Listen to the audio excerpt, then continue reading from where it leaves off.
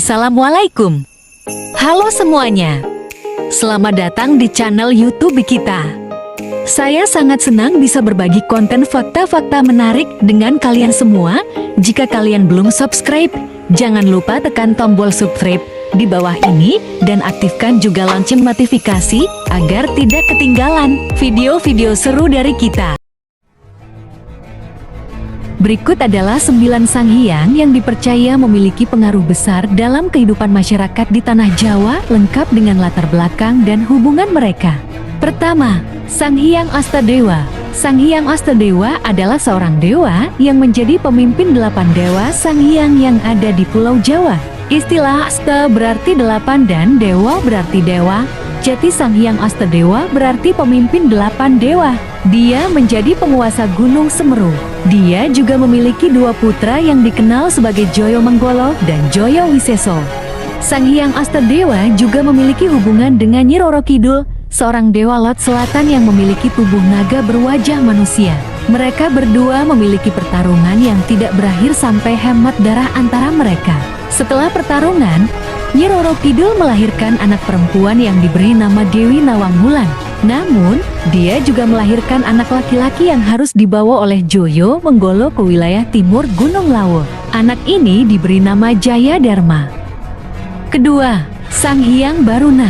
Sanghyang Baruna juga dikenal sebagai Ratu Monggo Segoro Kidul, merupakan salah satu penguasa lautan pantai selatan yang berbentuk naga.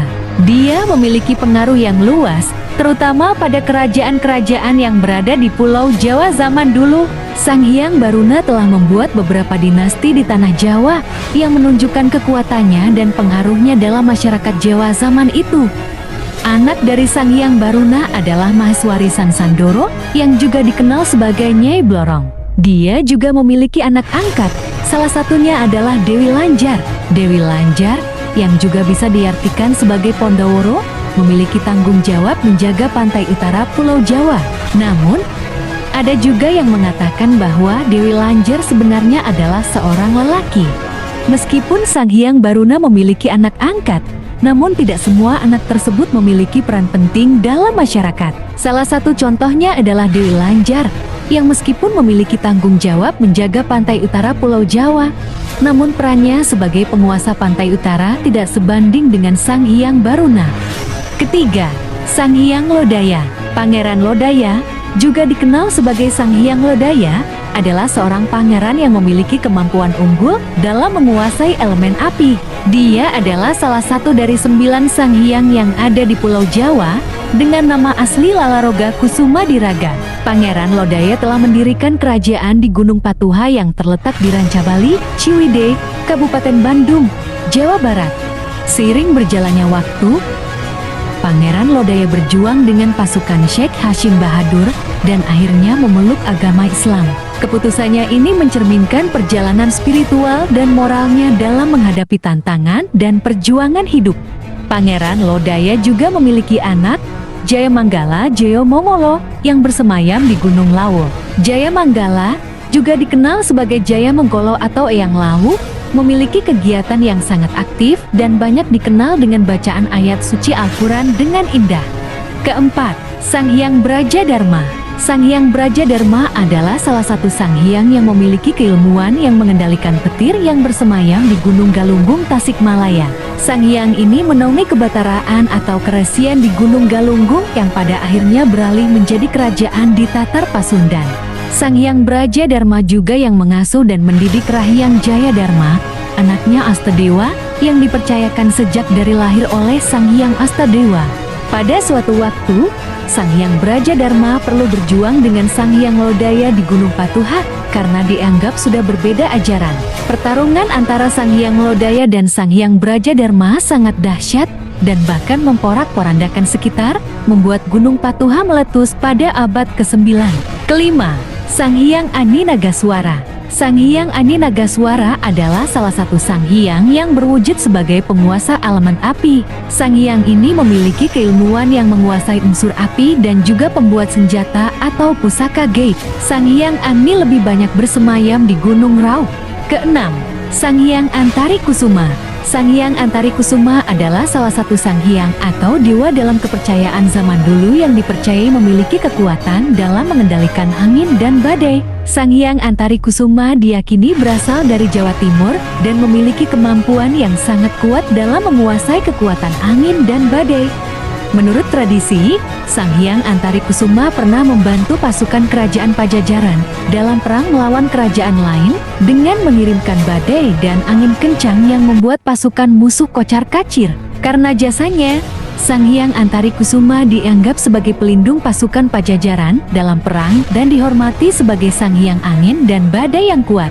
Selain itu, Sang Hyang Antarikusuma juga dipercayai sebagai pelindung petani dalam menghadapi musim kemarau dan hama tanaman yang sering muncul pada musim tersebut. Oleh karena itu, dalam upacara adat, terdapat banyak doa dan tarian yang ditujukan kepada Sang Hyang Antarikusuma untuk memohon kesuburan dan kelancaran dalam bercocok tanam.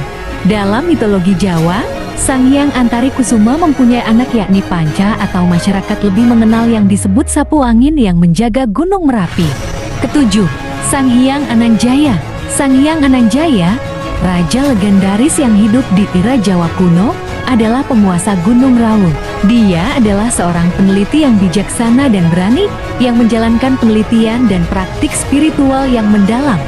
Salah satu keilmuan utama Sang Hyang Ananjaya adalah Wanarayuda, yang dalam konteks budaya dan agama Jawa merujuk pada tek atau monyet. Monyet dalam budaya Jawa sering digambarkan sebagai simbol kekuatan dan kewibawaan, dan Sang Hyang Ananjaya dikenal memiliki kontrol atas entitas ini.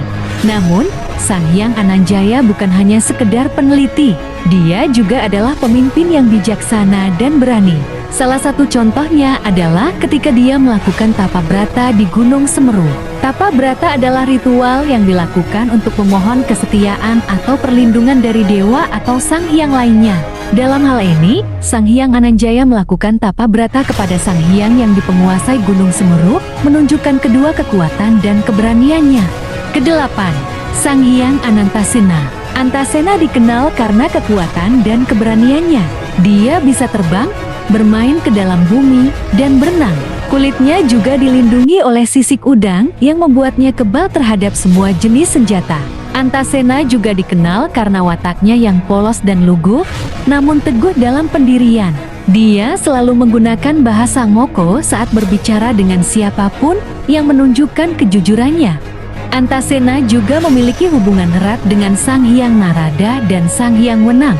Saat Antasena masih dalam kandungan, Sang Hyang Narada mengeluarkannya dan memberikannya kepada Sang Hyang Wenang untuk dididik menjadi satria. Sang Hyang Wenang menjadi pelindungnya dan membantunya dalam berbagai pertempuran. Sang Hyang Gajendra atau yang kita pernah dengar dengan sebutan Sang Hyang Burung. Gajendra adalah makhluk penguasa Gunung Argopura, Jawa Timur. Akan tetapi Sang Hyang Burung terusir dari Pulau Jawa dan sekarang berdiam di Kalimantan. Dikarenakan berseteru dengan 8 sang hyang lainnya karena Sang Hyang Burung telah mengikuti ajaran Islam yang ditentang oleh 8 sang hyang lainnya kala itu. Itulah fakta-fakta 9 sang hyang yang menguasai Pulau Jawa yang mungkin kalian baru ketahui. Jangan lupa subscribe dan komen ya. Sekian dan terima kasih. Wassalam.